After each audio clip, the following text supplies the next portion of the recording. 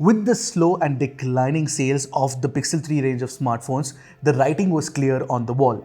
Google had to make an affordable smartphone that they could sell in large numbers. Enter the weirdly named Pixel 3a and Pixel 3a XL. This right here in my hands is the Pixel 3a XL and this is the Pixel 3 XL in a case because they look very identical. But for all intents and purposes, the Pixel 3a XL is a stripped down version of the Pixel 3 XL with a lot of the good features intact. Hi, I'm Ershad from Mr. Phone and this is our unboxing and first impressions of the newly launched Pixel 3a XL.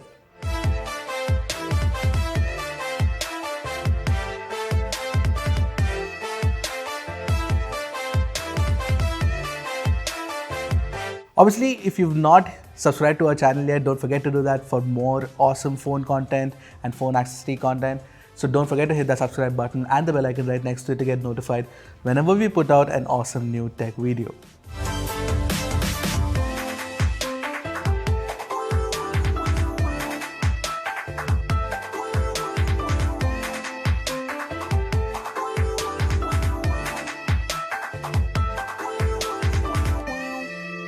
Never thought that we'd go this far.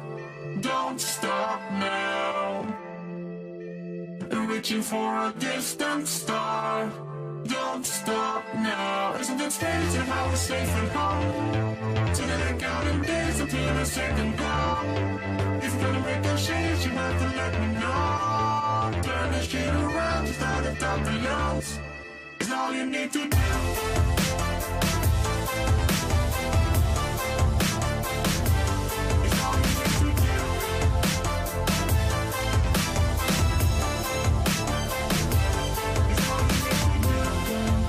For all intents and purposes, the Pixel 3a XL is a clone of the Pixel 3 and almost 99% of the people won't be able to tell the difference between the two. But there are subtle differences that surprisingly make it more useful. For example, you now have a headphone jack. Yay!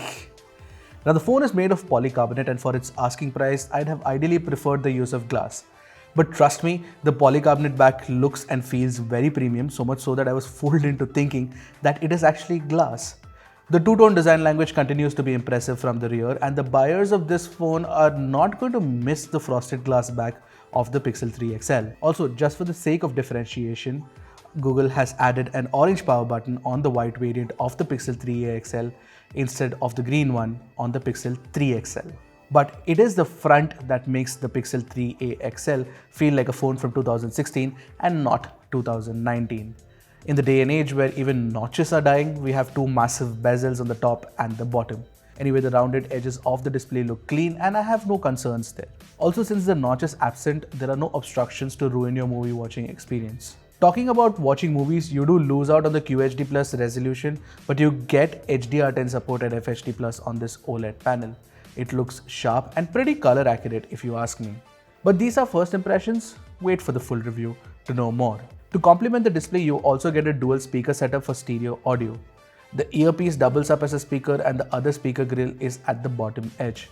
Furthermore, the squeeze feature, the excellent haptic feedback engine and the stereo speakers have also been imported from flagship siblings.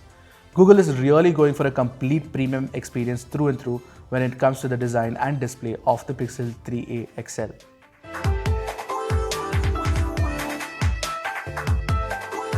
The Pixel 3a XL has the same 12-megapixel Sony IMX363 camera from the Pixel 3 on the rear. And on the front, you get a single 8-megapixel selfie camera with an 84-degree field of view.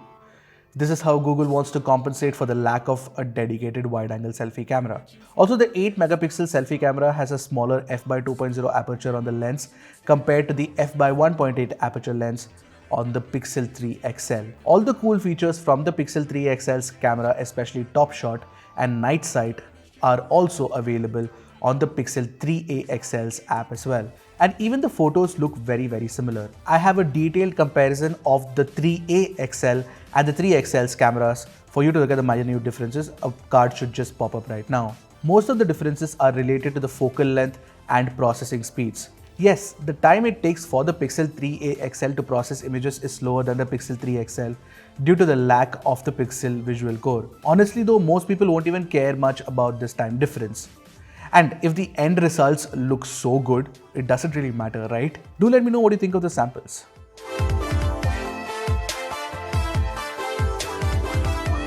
I don't have to say it, the Pixel 3a XL has a great software experience thanks mainly to the fact that you get a vanilla Android 9 Pie experience. It is clean and swift, and most importantly, it works as fast as it does on the Pixel 3 with Snapdragon 845.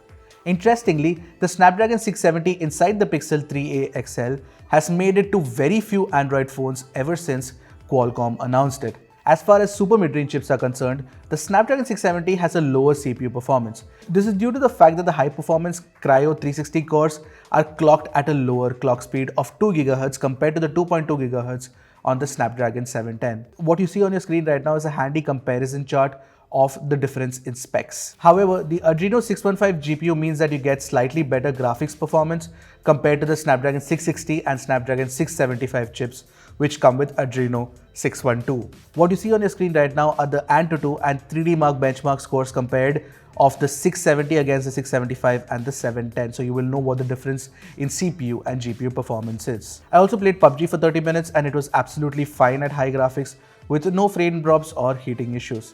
By the way, you get only one variant of the phone with 4 GB of RAM and 64 GB of storage and no way to expand it. You also get a 3700 mAh battery, and I have managed to get a decent battery life out of it in the limited time that I have spent with it. It is definitely much better than the previous Pixel phones, which is the Pixel 3 XL, which dies pretty fast in my opinion. But we will run a few more tests before we can give a final verdict, and also talk a little bit more about the call quality and the network performance as well.